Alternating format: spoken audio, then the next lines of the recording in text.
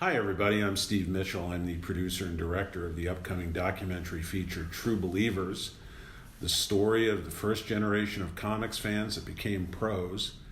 And this is a story that I really am excited to tell because it was also a story that I wound up being a part of. I was one of that generation of fans that became a pro. So this is our podcast number 4.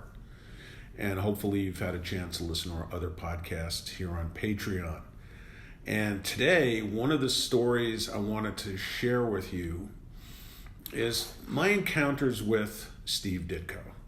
Now, Steve Ditko, as pretty much everybody knows, was one of the legendary creators who was very instrumental in creating Spider-Man for Marvel Comics with Stan Lee.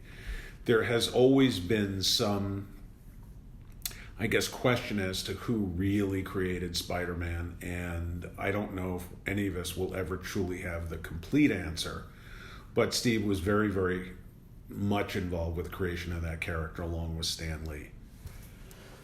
3, 2. So what I wanted to share with you, because Steve Ditko, as famous as he is, was also sort of a mystery, sort of an enigma. In fact, there was a documentary made in England, I believe, called Finding Steve Ditko. And I sort of wish I had known about that. I would have shared these stories with them. Since I wasn't able to, I'm going to share these stories with you. As some of you loyal listeners already know, that I grew up in New York City. And one of the great things about growing up in New York was my access to the comic book industry. The comic book business was centered in New York City, and before there were things like digital delivery and FedEx and Express Mail, back in the day you had to live in what we called the tri-state area, the New York, New Jersey, Connecticut area, and you had to have easy access into the city because you had to be able to deliver your work. So one of the things that was great about that was everybody who worked in comics, for the most part, lived in New York. So as a fanboy, and I went to some of the earliest comic book conventions that Phil Seuling used to have around the 4th of July, one of the great things was I had access to pros. And as a sort of pushy fan, I would often do what I guess you would call today the unannounced drive-by. I would look at the phone book. This is back in the day when we had phone books. And I would look for an artist's name in the phone book and see if there was an address. And surprisingly enough, back in the day, you could look in the New York City phone book and you could find, oftentimes, the artist and their address and the telephone number. It was just that simple. Simpler times, for sure.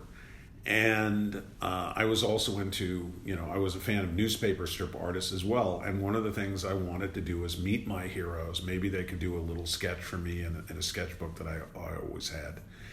And so one day, I looked up in the New York City phone book the name Steve Ditko.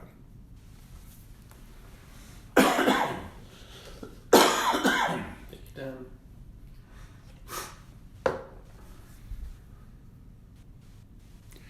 And lo and behold, there it was. And the address was on West, I believe it was 43rd Street. It was either 43rd Street or 44th Street.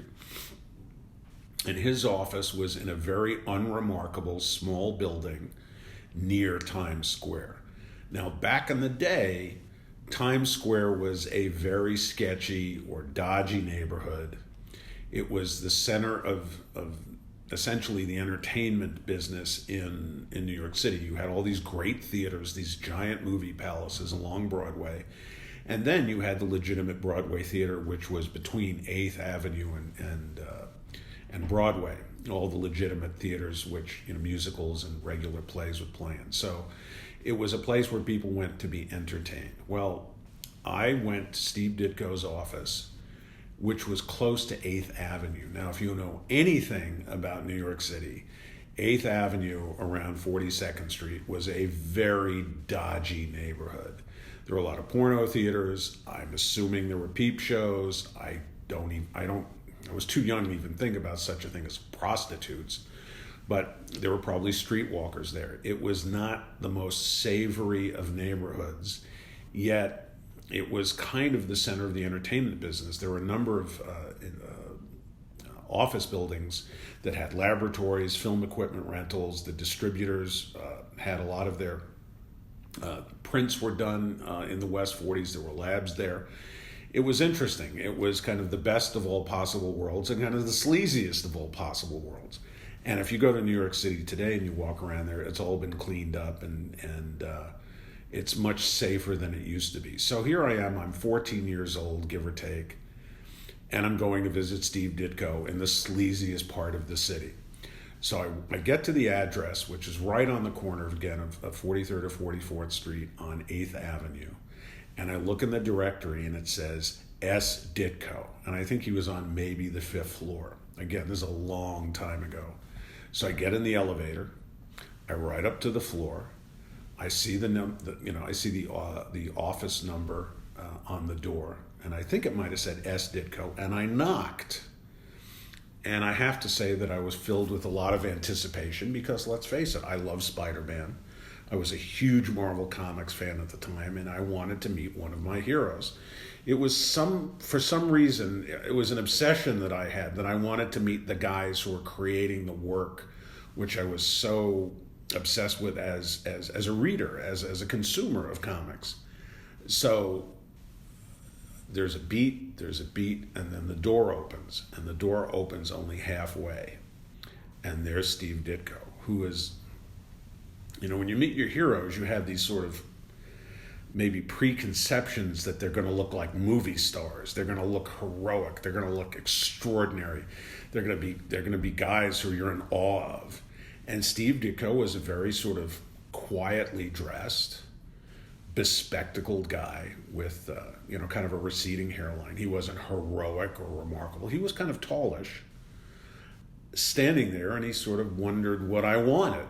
And I said, hi, I'm Steve Mitchell, and I'm a huge fan of your work. And then what happened for about the next half hour or so was I was talking to him about how much I liked his work. And our previous podcast, I talked about his work where he worked for Archie Goodwin at Warren Magazines. And as much as I loved his Spider-Man work, this might have been at the time where Ditko had left Marvel and he was working for other companies. He worked for a company called Charlton, which Steve only referred to Charlton as Charlton Press. And I don't know exactly why, except Charlton was the only comics publisher that had their own printing press. And the story always was Charlton published comics to keep their presses going at all times. And it wasn't as glamorous as DC. In fact, the books were not even printed as well as DC or Marvel's books, which were printed in Sparta, Illinois. But Ditko did do work for Charlton Press. But we primarily, I think, talked about his work for Warren and for Archie Goodwin and what an extraordinary impression it made on me. And I think for some reason, and I don't know that it was intentional, it wasn't something I pre-planned, it was just sincere enthusiasm from a young guy to an artist who worked clearly alone. He never invited me into his studio. He could have said, come on in and sit down and let's talk. But we stood at his door for, it seemed about a half an hour. Maybe it was 20 minutes, maybe it was 40 minutes, I don't know, but it felt like a half an hour. And he was very reserved. He was not like a lot of the other guys I met in comics who would be enthusiastic about the work. He listened a lot. He was curious, because the thing about doing comics as an artist and certainly as a writer, it's very solitary work. You get stuck in your own mind. Some guys would share a studio literally to say, hey, Bob, did you watch that episode of Johnny Carson last night or something like that? Every once in a while you would throw something out and have a little bit of a dialogue. But Ditko was, and always was, a loner. As far as I know, he never had a family.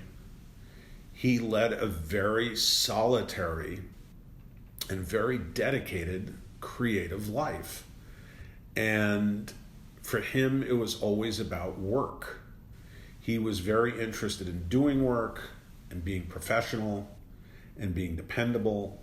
There was nothing flaky about him, but he had his own ideas. Now, some people said that he was very influenced by Ayn Rand. I don't know that for a fact, but I'll take that at face value. But he was not like the other pros that I knew. But he was very gracious to me and very pleasant, disagreed with me a couple of times, and I, of course, felt stupid. You know, you don't want to meet your heroes and ever feel stupid, but I think I had a couple of little minor moments. And it was pleasant, and he said more or less that he had to go back to work, and I said, well, thank you so much for your time. It was a great, great honor and pleasure to meet you. And that was my first meeting with Steve. My second non-professional encounter with him was I was walking along Broadway back in the day in Times Square when the James Bond movie Diamonds Are Forever was released. And I think it was sometime during my Christmas holidays, because I was still going to school, although I went to high school at the High School of Art and Design in New York City, so I had easy access. And as I'm going in to see Diamonds Are Forever, who comes up to the box office but Steve Ditko? And I say hello, he remembers me, it was very cordial. Now I think maybe because we're both named Steve, maybe he felt some fraternal or paternal relationship, I don't know, but I'll take it. And we chatted very amicably, and I said, are you going in to see the movie? And he said, yes. I said, do you mind if we sit with you? He said, no, not at all. And so here I am, I'm watching Diamonds Are Forever with Steve Ditko at the DeMille Theater on 7th Avenue, which, by the way, for you movie fans, the DeMille Theater was 2 blocks away from United Artists, who was the distributor of the picture. I think the DeMille ultimately was one of the houses on Broadway that they booked all their pictures into. So we watched the movie. At the time, I remember I got a huge kick out of seeing Sean Connery again as Bond.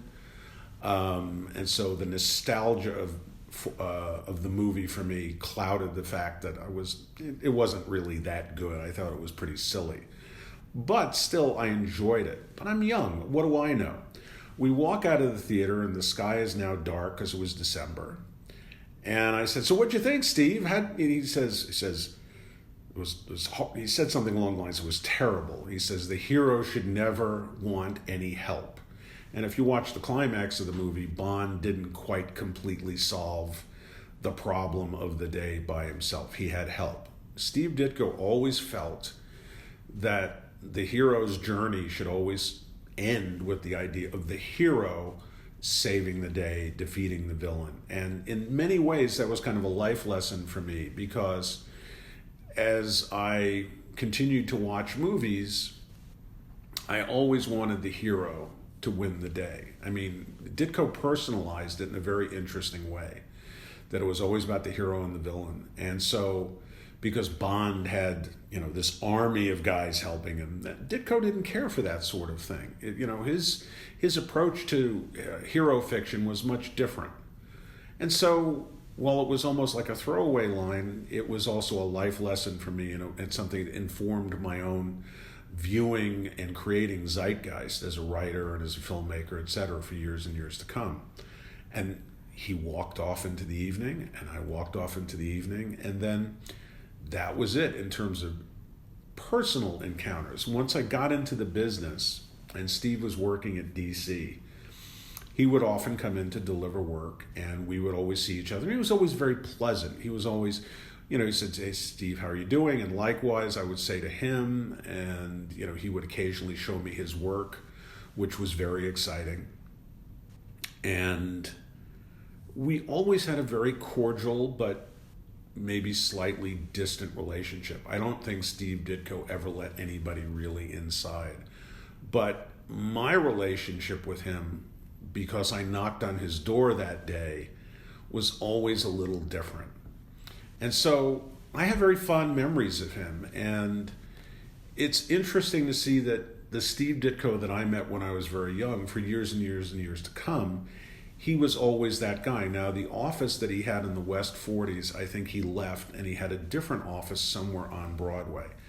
I always thought it was interesting that a guy who had such strong opinions about heroism and law and order and everything lived in kind of one of the sleazier, less law and order, not lived, but worked in one of the sleazier, less law and order neighborhoods of New York City. But he went about his life. He continued to work. I think he was doing independent work in his latter years, but he never stopped working. I mean, he was very dedicated to doing the job. That had meaning for him. And I think it went beyond money, because some years later, a lot of his original artwork was returned from Marvel. The Spider-Man issues that he had done, some of the Doctor Strange work. I mean, a lot of the Marvel work went missing, but a lot of the Marvel work was still there. It was not destroyed. DC would destroy the artwork because they felt if anybody owned those pages, their copyrights and their trademarks would be in danger. Marvel just stored it with no real idea towards doing anything with it until many, many, many years later. And Steve's work was returned to him. And I know that many, many people tried getting in touch with him to buy the work, to literally buy those pages of original art. And he never, as far as I know, ever sold them. I think the idea of selling his work to someone, I think maybe offended his sense of something. I can't even articulate it. I wish I could do a better job. But he always felt that the work was his work, and since it was returned to him, he wanted it to stay with him. And I understand that he could have made a fortune, a literal fortune. Their Spider-Man pages are very coveted by collectors and go for astronomical prices, but Steve wasn't going to be a part of that. He did the work, he was paid for it, the work came back to him, and the work sat with him. He was a very interesting and different kind of person than the other people that I've met in comics, who were a bit more social. But Steve was not unsocial, or he was very social is I guess what I'm trying to say.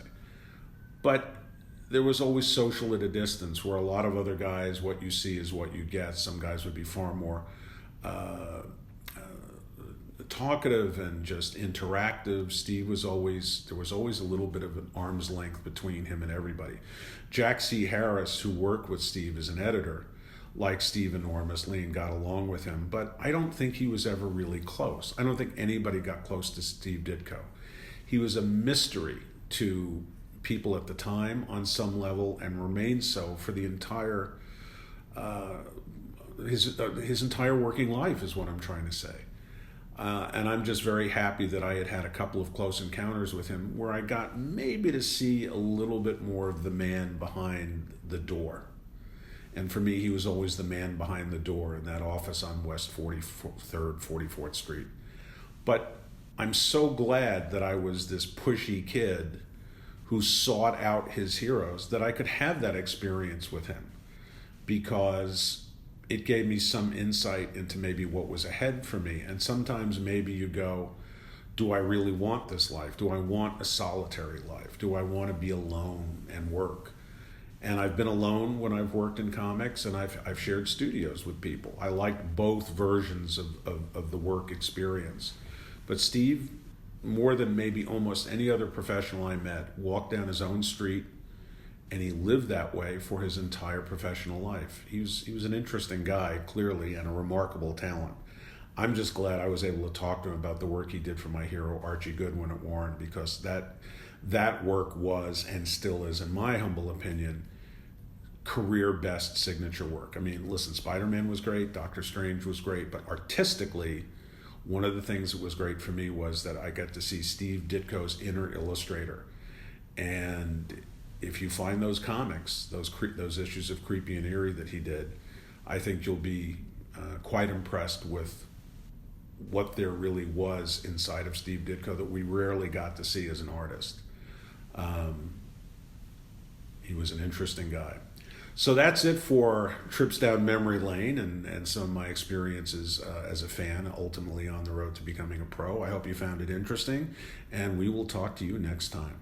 Please share, hit the like button, subscribe, and hit notifications. This will help with our YouTube algorithm, which helps others find us. Thanks so much.